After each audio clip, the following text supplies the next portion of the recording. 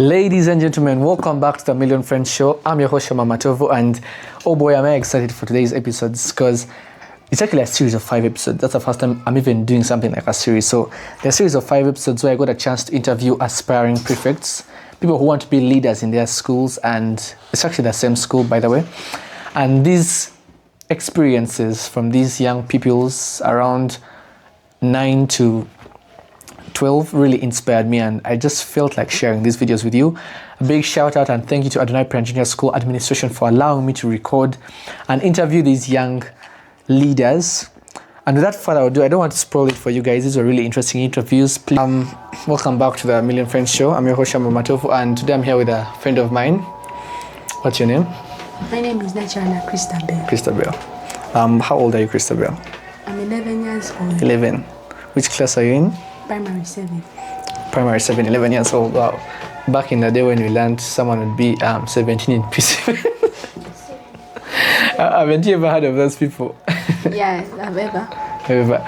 Anyway, so you know why you're here, right? Yes. Yeah, we're going to be talking about some things, and recently you're having elections at your school, and today you had the open campaigns, right?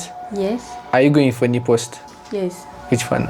Class representative, Primary 7. Primary 7. Is there anyone else going against you? Yes. Yes. It's Mirembe Abigail. Mirembe Abigail. Wow. So, did you also do an open speech where you spoke to the whole, everyone who's going to vote? Yeah, I did. I made an open speech. Yeah. Were you scared before that, or you had a bit of confidence? I was a bit surprised because I was called first, but usually class representatives are called last, so I was shocked and surprised. Yeah, so and I ran out of words. I went there when I'm berserk. Berserk. Anyway, so is this your first time being a leader? No. Which posts have you served in before? I went for liturgy, head girl, head prefect, now class representative. There are levels to these things. Some of us to a group prefect. Forgive me for speaking Luganda, but basically for those who don't understand Luganda, some of us, the highest post you had in your whole life in school was group prefect. Do you guys have groups in your class where you discuss and whatever? Yes. Yeah, some of us, they say Shama and company come here. That is the highest. Anyway, so you've been a leader before, and before we start talking about leadership, let's just get to know you more a bit and, get to kind of break the ice. So, what's your best food? Chips and chicken. Chips and chicken? And a pizza. And a pizza. Do you have any pizza that you like in specific? Because... Yes. Which one? The chicken. Chicken. Oh, of course, chicken. Even me, actually, I love chicken. This one time I tried a vegetable pizza. Seeing maize on pizza, eh? That's delicious. You should taste that one time. They actually put maize and olives, and at some point you may even see katunkum. I don't know, but those are Ugandan pizza. Those are Ugandan pizza. So, what's your best place to be in school? I think it's at the balcony. Balcony. Why? You get fresh air. You can open up your voice to your friends in private, because most times, not that everyone is there, because that's like the teacher staff rooms, and during time for preps they don't be there, so you can go there. Like sometimes I go there and I talk to Efrance, Marion, my own private things. Yeah. So by the way, on that point exactly, I have this question. I'm also still in school. And I always see, girls in their gossip circles, like these women in Kabuwazi, that's what they call it. So what do you guys be talking about that you don't want us to hear?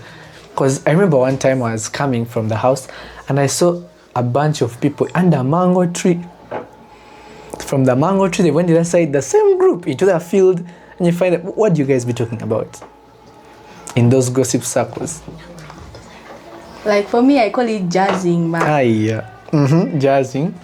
It's really, you start talking about someone, like their specific characteristics, the things they do. Like backbiting, eh? Yeah, it's really backbiting, I think so. For us, we call it jazzing, because you sit there and jazz around with your friends.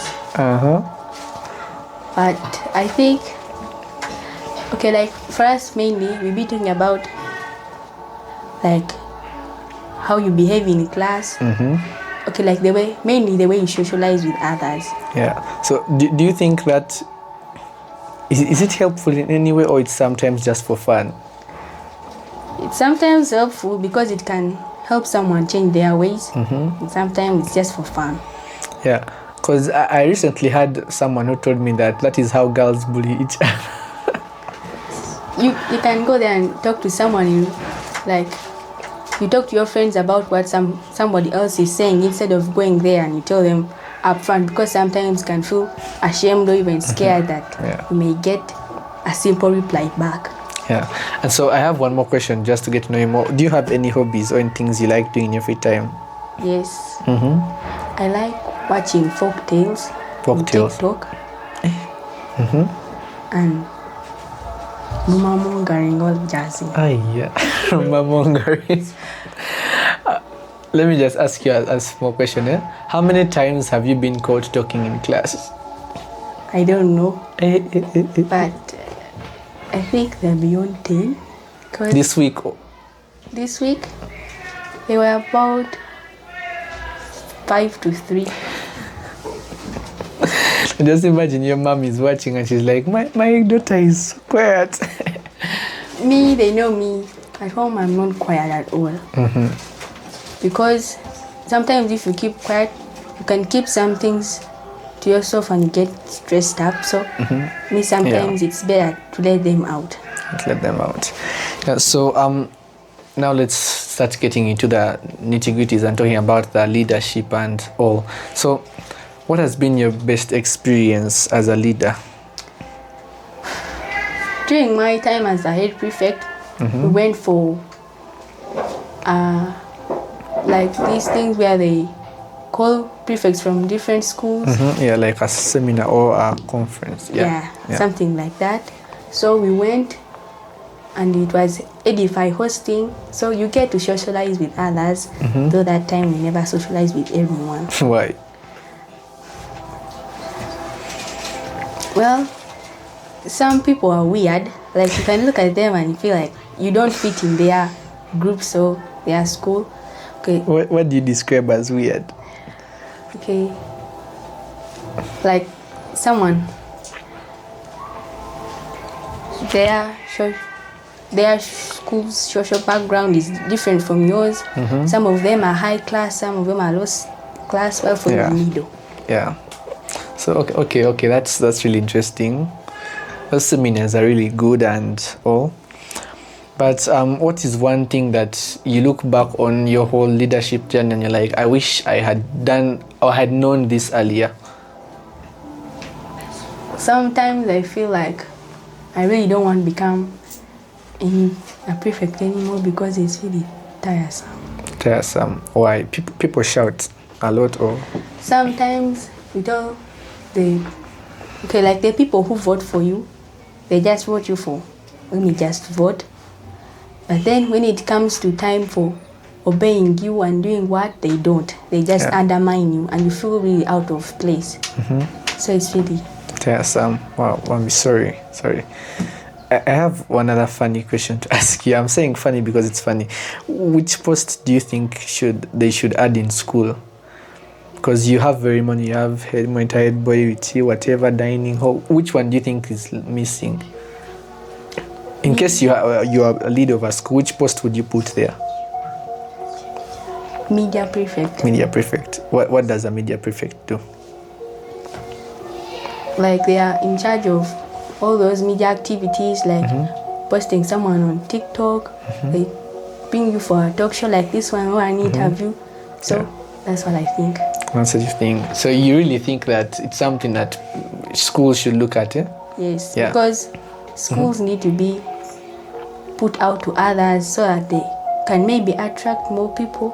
And also learn from each other, because you learn by seeing and getting to know better. Yes. So I think I've asked most of the questions except this one. In case you were to become the president of Uganda for 1 week, what would you do or change? First of all, I could lower down the taxes paid by people, because some taxes are really high, and sometimes people just face losses in their businesses. Like when someone imports goods from another country and you give them a really high tax that they can't even manage, when during time like people don't even get customers, so the tax, I lower down the tax. Then the other thing, I develop the infrastructures to attract more people, because there was a story our teacher told us that there was a big musician coming to Uganda, but when he looked down in his helicopter, he said that Uganda was really in a bad condition, so he decided to go back. So I developed the infrastructures. Yeah. Wow. That's about that one of the musician. Would have mercy on us. Yeah. And I think I've asked most of the questions, and I have one more left. I know I said one more, but you know, most of us interviewers, or you know, MCs, right? Yeah. MCs are some of the biggest liars you'll find. They say 1 more minute the food will be ready. Have you ever gone to a wedding? Yeah. The guy is like, the food is going to be ready in 5 minutes. They are putting the plates there, and then you end up eating 5 hours later. Anyway, I'm not saying I'm lying, but what do you want to be when you grow up? I want to be a doctor. Doctor? Why? Because when I see my grandmother helping people, I really feel encouraged. Is she a doctor? Yes. Wow. Because you can really get encouraged, and you also feel like saving people's lives. Wow. By the way, I have another random question. Do you watch movies? Yes. Which movie have you liked the most? The Girl Who Believes in Miracles. Who Believes in Miracles? Wow. So I think, no, since you're the last person, I have many questions, but I'm going to just summarize them into one. But do you have any question for me? The question I have is, this is the first time now the interviewer is being interviewed, but like when I also want to host a show, is it really that simple, or you need a lot of effort and a lot of time that you put in, or you can just put it up? That's actually a very good question. But if I'm to summarize it, not to take so much time, there's nothing in this life that is easy, right? Yes. Even eating is not easy. For me, I actually hate chewing. But there's nothing that is easy, and if you ever want anything to become successful, you have to put in a lot of time. You have to put in a lot of time. You've been a leader before. Even you've seen in class, there are people who write well and there are people who write badly. If you want anything to come out, it takes a lot of time and effort, right? And resources. So hosting a talk show is, to be honest, I'm not going to say it is easy or it is hard. It depends on you as the person, but I will tell you that it can be a lot of work. Because, for example, I've been doing it for, I think now, a few months, or almost making a year actually. And some people will see a lot of cameras. You see, I'm even using a phone. Some people have cameras, they have studios and whatever. But the biggest thing when you want to host a show or want to do anything is, don't look at what people who have been doing it for longer than you are doing. You know, most of those guys have been doing it for 50 years, 20 years, 10 years. And for you want to start today and you get a camera tomorrow. So that's why I'm saying that it takes a lot of time and resources. And the biggest thing is just believe in who you are. For example, for me now, if it wasn't for having that urge to I like talking to people. See, you know, some people tell you that when you talk too much, you'll never have a job or you'll never have something interesting to do. But now there are people who get paid millions to just yap. So the thing is that you have to believe in who you are, and I will repeat it again, nothing is simple in this world. So to host a show or to be in social media or whatever, yes, it is hard, because you can be someone who provides value, or you can be someone who just does things for views. You know, these people, there's this guy I found who does, I don't even know why he does videos like that, but there are people who make funny videos, let me just say, just to get views and whatever. So hosting a show or whatever it's not easy, but it's also not hard. Now for me, it is easy for me because I love what I'm doing. You know, I've always wanted to have conversations with people. I've always wanted to talk to people, get to know them, and that is why it is easy for me. But when you look at what I do, I have to record this, I have to organize the people, I have to look for the questions, I have to edit it, I have to upload it. You can put it there on YouTube and it gets 1 view. Just imagine, you spent 6 hours making a video, it gets 1 view. That is it.